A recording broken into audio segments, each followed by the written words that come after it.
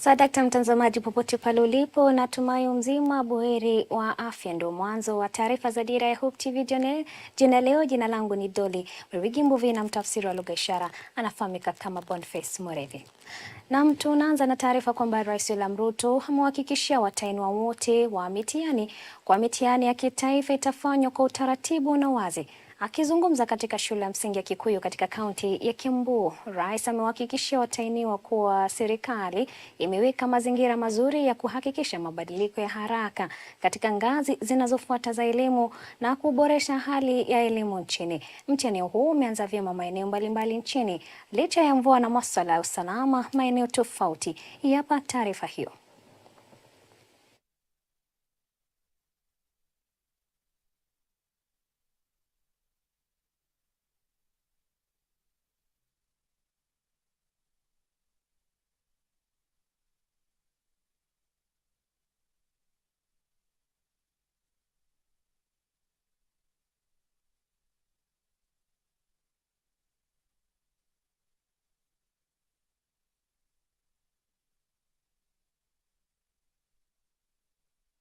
Na mtazamaji, tuwe radhi kwa mtafaruku huo, lakini tunaweza kuipata hiyo taarifa ya kwanza.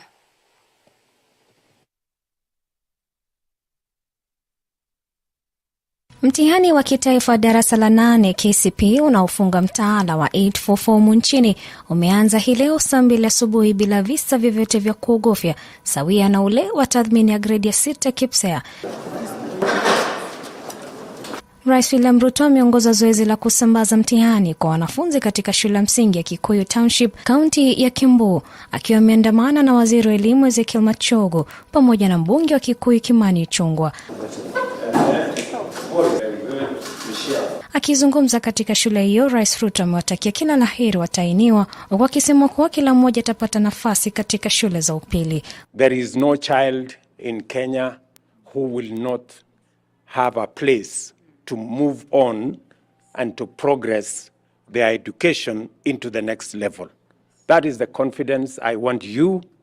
That is the confidence I want every child in Kenya, every candidate today to know that as they go into this exam, there is an opportunity for each and every one of you. Kwa upande wake, waziri wa elimu Ezekiel Machogu amesema kwa wizara ya elimu itaruhusu watahiniwa ambao hawajasajiliwa wa KCPE kufanya mtihani yao iliyoanza hii leo. Hata hivyo, Machogu ametoa hakikisho kwa wazazi kwa wizara haina mipango ya kuongeza karo kwa wanafunzi wa kidato cha kwanza wanaojiunga na shule ya upili mwaka ujao, akisema kuwa karo ya shule kwa shule za sekondari itasalia ilivyo. We have 1,415,315 pupils doing this exam countrywide with 28,000 centers, and all of them, Your Excellency, are prepared. Naye mkuu wa mawaziri Musalia Mudavadi ameongoza kuanzishwa kwa mtihani wa KPSEA na KCPE katika shule ya St. George's jijini Nairobi. Mudavadi amepongeza wizara ya elimu katika juhudi za utoaji na usimamizi wa mitihani nchini kote. You can imagine the kind of logistics that they go through. It's not a simple matter. It's not a simple matter. In fact, if you look at it, the logistics that the teachers go through to make sure that all these exams are everywhere for these young people. Just maybe the other institution that you can mirror is the logistics that the IEBC goes through. It's a very serious logistical undertaking. It's not simple at all. They have increased the containers. The exams are secure. When they collect them from the container, they're under security watch. They are brought to the institution. Na kwingineko katika kaunti ya Bungoma, kamishna wa kaunti hiyo Thomas Sankei amewahakikishia usalama wa watahiniwa, huku akisema kuwa ameweka mikakati ya kuhakikisha mtihani huu unaendelezwa jinsi ilivyoratibiwa. Tumejitayarisha mambo ya mitihani kama vile mmeshuhudia leo asubuhi. Kila kitu iko shwari, usalama uko sawa sawa, na walimu na wahusika wote wamejitayarisha. Tunatarajia tuwe na kipindi kizuri hiki cha mtihani. Zaidi ya watahiniwa milioni 3.5 wanafanya mtihani wa mwaka huu wa KPSEA, KCPE na KCSE ambao umeanza hii leo Oktoba tarehe 30 na kutarajiwa kutamatika Novemba tarehe 24 mwaka huu. Jumla ya watahiniwa milioni 1.4 wanafanya mtihani wa KCPE mwaka huu na kufunga dirisha pamoja na milango ya mtaala wa 844 ambao umedumu kwa miaka 38 sasa na ambao ulianza mwaka 1985 karibia miongo minne iliyopita. Wizara ya Kenya sasa inakumbatia mtaala wa 2663 ambao unazingatia masuala ya CBC. Doli Mbuvi, Dira Ya Hope TV, Nairobi. Na tukisonga mbele ni kwamba usambazaji wa mitihani ya kitaifa ya darasa la 8 KCPE na grade ya 6 KPSEA mwaka 2023 ulianza vyema katika kaunti ya Pokot Magharibi isipokuwa katika eneo la Sigor ambako usafiri umeathirika kutokana na mvua kubwa inayonyesha eneo hilo. Timu ya usalama ya kaunti ikiongozwa na kamishna wa kaunti ndogo ya Pokot Magharibi Wycliffe Munanda walikuwepo kusimamia zoezi hilo, wakibaini kuwa usalama umeimarishwa katika kaunti nzima. Akihutubia wanahabari Kapenguria, Munanda alisema kuwa maafisa usalama wametumwa katika maeneo yaliyo hatarini katika mpaka wa Pokot, Turkana Magharibi na Elgeyo Marakwet.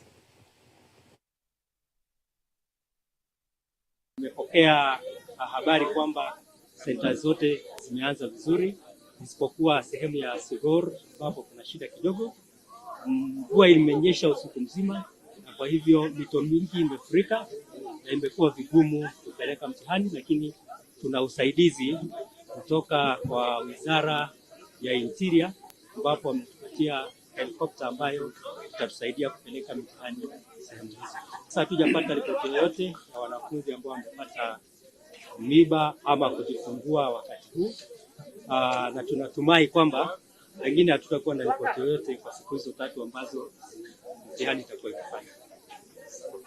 Tungesema kwamba wakati huu tunatarajia kwamba hakutakuwa na wizi wa mtihani katika kaunti hii yetu, na tungetaka kutoa onyo kwamba yeyote atakayeshikwa akijaribu, pengine tutampeleka mahali ambapo tutapeleka wa Wizara ya Usalama ili uweze kudili na hiyo hali.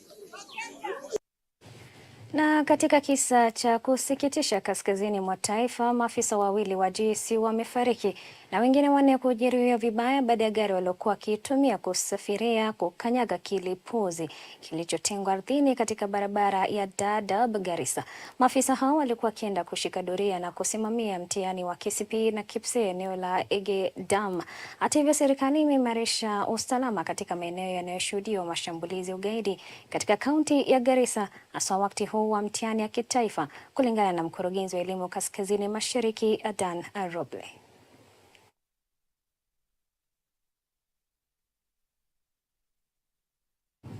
Bali na haya ni kwamba mkuu wa mawaziri Musalia Mudavadi amesema kuwa serikali itatafuta njia za kuongeza shule za msingi na za upili ili kupunguza shinikizo zinazowakabili wazazi ambao hawezi kumudu karo za shule za kibinafsi. Mudavadi anasema idadi ya shule za umma iko chini sana ya idadi inayotarajiwa kukidhi ongezeko la watu wanaosoma shuleni nchini. Mudavadi ambaye alikuwa akizungumza katika shule ya msingi ya St. George's katika kaunti ya Nairobi wakati wa kwanza kwa mtihani wa KCPE na KPSEA amebainisha kuwa kuwepo usawa kati ya sekta ya umma na ya kibinafsi kutasaidia kuboresha viwango vya elimu nchini. Listening to Mr. Barongo and also seeing what has been done, you can imagine the kind of logistics that they go through. It's not a simple matter. It's not a simple matter. In fact, if you look at it, the logistics that the teachers go through to make sure that all these exams are everywhere for these young people. Just maybe the other institution that you can mirror is the logistics that the IEBC goes through. It's a very serious logistical undertaking. It's not simple at all. They have increased the containers. The exams are secure. When they collect them from the container, they're under security watch. They are brought to the institution, they finish, they are taken back again where they are kept for safe custody, again under security watch. And this is happening all over the country. So you can imagine what it takes. Na maandalizi yako katika hali ya juu kuelekea ziara ya Mfalme Charles III na Malkia Camilla nchini Kenya. Akihutubia wanahabari hii leo, gavana wa Nairobi Johnson Sakaja amethibitisha kwamba kila kitu kishwari kuwapokea wawili hao hapo kesho Jumanne. Mfalme Charles III na Malkia Camilla wanatarajiwa kuwa nchini kuanzia kesho hadi Novemba tarehe 3 mwaka huu. Ziara hiyo inakusudia kushirikia uhusiano na ushirikiano thabiti unaoshirikishwa na Kenya na Uingereza. Haya yanajiri huku Mfalme Charles akikabiliwa na shinikizo kubwa kuhusu unyanyasaji wa enzi za ukoloni nchini Kenya.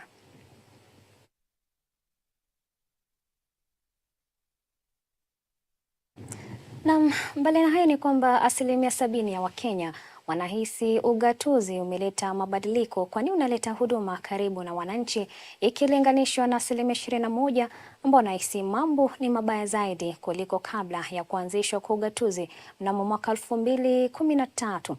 9% nao wanasema mambo ni sawa kama awali, licha Wakenya wengi kufurahishwa na ugatuzi kama mfumo utawala. Kuridhika kwao na utendakazi ugatuzi bado uko chini ya wastani wa 49%. Haya ni kwa mujibu wa utafiti mpya uliotolewa Jumatatu na kampuni ya utafiti ya Infotrack. Kura hiyo ya maoni inaonyesha kuwa kazi za ugatuzi ambazo zinatekelezwa kwa wastani ni pamoja na elimu kwa 55%, ikifuatwa na kilimo na barabara na usafiri kwa 51%, na michezo na mazingira kwa 50%. Na kama mwanahabari wetu Alice Diana anavyoripoti, utafiti huu ulifanywa kati ya Julai na Agosti mwaka 2023 katika kaunti zote 47, huku Wakenya 37,200 wakihojiwa kwa njia ya simu. Kura ya maoni ya hivi karibuni ya kampuni ya utafiti ya Infotrack imefichua kuwa kaunti zilizofanya vizuri katika utoaji huduma ni Uasin Gishu na Elgeyo Marakwet ambazo ziliongoza kwa 63%, zikifuatiwa na Trans Nzoia kwa 62%, Kericho kwa 60% na Nandi kwa 59%. Kaunti zingine zilizofanikiwa kuingia katika orodha ya 10 bora ni Bomet kwa 55%, Pokot Magharibi kwa 54%, huku Nyeri, Kirinyaga, Embu, Tharaka Nithi na Baringo zikipata 53%. Kwa mujibu wa utafiti wa Infotrack, kaunti za Meru, Nyandarua, Laikipia, Kiambu na Migori zilishikilia nafasi ya mwisho katika utoaji wa huduma kwa wakazi wake. Akitoa kura hiyo ya maoni, mkurugenzi mkuu wa Infotrack Angela Ambitho alibainisha kuwa kaunti ya Uasin Gishu na Elgeyo Marakwet ziliongoza katika kilimo kwa 63%, zikifuatiwa na Trans Nzoia kwa 62%, Kericho kwa 60%, huku Bungoma na Nandi zikishikilia nafasi ya 5 kwa 59%. But what we have seen with the literature review that we have done is that the counties have also initiated very many mechanisms to ensure that there is sustainable agriculture. They have been providing seeds, they have introduced mechanized farming, they take tractors out to the different residents in the wards of people who are interested in agriculture, they have agricultural extension workers, and they're using those different programs and mechanisms a lot more effectively than you would find in the counties that are not. Katika sekta ya afya, Pokot Magharibi iliorodheshwa kuwa kaunti inayofanya vizuri zaidi, ikifuatiwa na Homa Bay, Tharaka Nithi, Turkana, Kwale, Makueni, Elgeyo Marakwet na Embu. With regards to health, the counties that have done very well in the health function from our research are counties that were able to do a couple of things. They were dealing with both the hardware and the software. The hardware being the healthcare institutions themselves, ensuring that there is the infrastructure. The hospitals are there and they are functioning well. The software is actually ensuring that you have healthcare practitioners. You have doctors, you have nurses and other healthcare, and then you also have the medicines themselves.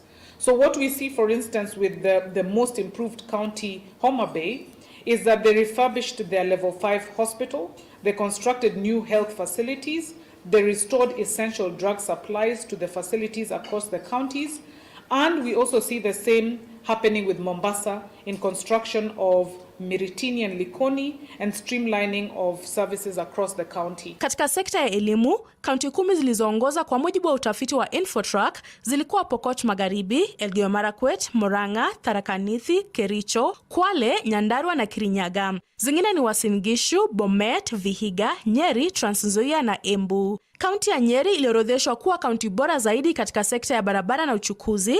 Kwale, Uasin Gishu, Trans Nzoia, Kirinyaga na Pokot Magharibi ziliongoza katika sekta ya biashara na utalii, huku kaunti za Uasin Gishu na Elgeyo Marakwet zikiwa bora zaidi katika kukuza mazingira. The first thing that we have seen, and perhaps you also see it because we also come from one county or another, is that an intersection in terms of working relationship between national government and county government is key.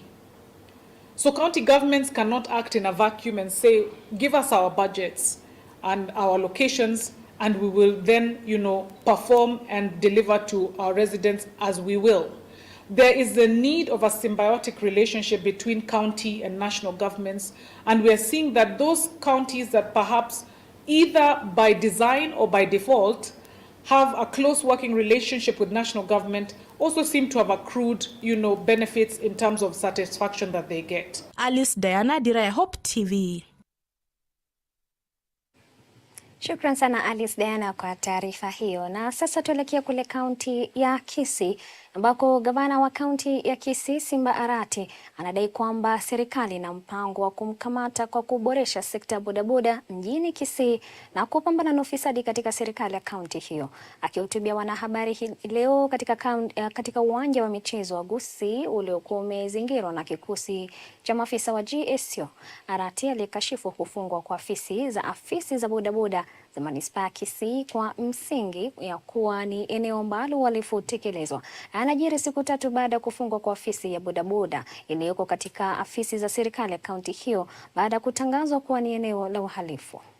Mimi pamoja na kamati ya usalama ya kaunti na sub counties tulielekea pale maofisi ya baadhi ya bodaboda ambao walikuwa wamepewa na county government sababu ya kwamba kuna malalamishi kutoka wananchi. Waendeshaji wa pikipiki wanasema ya kwamba mara pikipiki zao zinashikwa, zinapelekwa pale, mara wanachapwa na pia wanatozwa faini ambaye si halali. So leo asubuhi ndio tukaenda pale pamoja na DCI, maafisa wote wa serikali ambaye ni wa usalama, tumeweza kufunga hizo ofisi na declare kwamba hapo inakuwa ni ile tunaita kwa kizungu scene of crime scene. Therefore, when I came in, I found that the police, they had strategically been positioned, the JSU, from all the way the gate to the far end. When I alighted from the vehicle, what I did is that I went ahead to salute them, and I wanted to know what they were doing in the stadium. Their boss, I think, was in the vehicle. Therefore, I called all of them together just to understand what they were doing here. But this is just sheer nonsense. Misuse of JSU to intimidate, because there is no reason completely. The whole week the JSU have been around. I'm told from reliable sources there were recce squads after we launched the circle for boda boda in the municipality. And the reasoning, and I want to ask the president, the question is, he has been talking about boda boda, Mama Mboga. Therefore, we did launch the boda boda circle here in the stadium, 6,000 of them from the municipality. And these people, that's how we want to shape up their life. Na kiwanda cha kwanza cha utengenezaji simu na vifaa vya kielektroniki East Africa Device Assembly Kenya Limited kimezinduliwa Athi River, kaunti ya Machakos. Kiwanda hicho cha kisasa kimeanzishwa kupitia ushirikiano kati ya kampuni za mitandao ya simu za ndani na wazalishaji wa kimataifa, kikiwa na lengo la kuongeza upatikanaji wa 4G nchini kote. Wakenya sasa wanaweza kupata simu za bei nafuu zilizotengenezwa hapa nchini. Simu hizi zitapatikana katika maduka ya Fiber, maduka ya wauzaji, maduka ya Safaricom na jukwaa la mtandaoni la masoko kuanzia shilingi 7,499. Mfumo wa kwanza utajumuisha simu ya Neon 5 Smarter na 6.5 Ultra zenye uwezo wa 4G na ahadi za upanuzi zaidi katika miezi ijayo, ikiwa ni pamoja na uzinduzi wa kompyuta kibao zilizokusanywa hapa nchini. Akizungumza wakati wa uzinduzi wa kiwanda cha East Africa Device Assembly Kenya Limited, Rais William Ruto alisisitiza jinsi vifaa vya kisasa vinaweza kuwa ghali na jinsi vinavyozuia wakazi wasipate fursa na huduma sawa. Kutokana na hayo, serikali imefanya maendeleo ya vifaa vya kidijitali vya bei nafuu kuwa kipaumbele. To overcome this critical challenge to the bottom-up economic transformation agenda, we identified the production of affordable smart digital devices as one urgent priority, as I said earlier, that will guarantee the possibility of universal digital access for the people of Kenya to enjoy more and better services and opportunities in both public and the private spaces. Peter Ndegwa, afisa mtendaji mkuu wa Safaricom, alisema kuwa uzinduzi wa EADAK unadhibitisha imani yetu katika nguvu ya kuboresha maisha na kukuza maendeleo ya kiuchumi. We believe the smartphone in everyone's hand will act as the pathway to accessing government services and also endless possibilities on the internet. So, Your Excellency, we've enabled Kenyans access the transformative power of technology and the internet.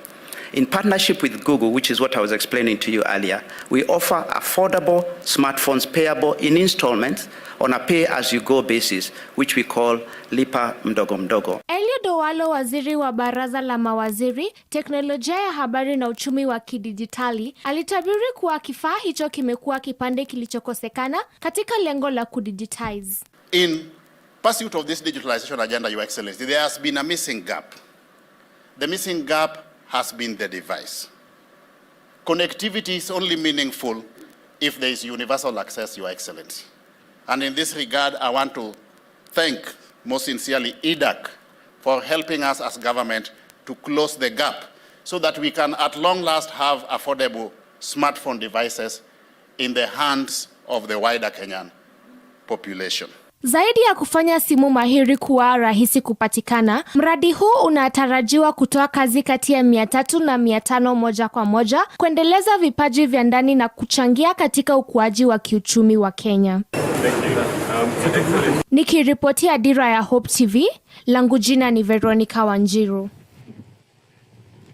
Na kimataifa ni kwamba mashambulizi makali angani na mizinga yametanda huko Gaza mapema hii leo, huku wanajeshi wa Israeli wakisaidiwa na vifaru wakiingia katika eneo la Palestina kwa shambulio la ardhini, hali iliyosababisha wito zaidi wa kimataifa kutaka raia walindwe. Jeshi la Israeli limesema kuwa limeshambulia zaidi ya malengo 600 ya wapiganaji katika siku chache zilizopita, wakati likipanua operesheni za ardhini katika ukanda wa Gaza, ambako raia wa Palestina wanahitaji mafuta, chakula na maji safi, huku vita hivyo vikiingia wiki ya 4.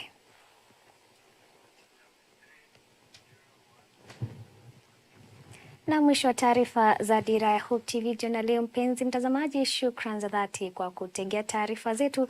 Tupatane hapo kesho panapo majaliwa. Jina langu ni Dolly Murigi Mbuvi, na aliyenisaidia katika lugha ya ishara anafahamika kama Boniface Mwerethi. Kuone siku mwanana.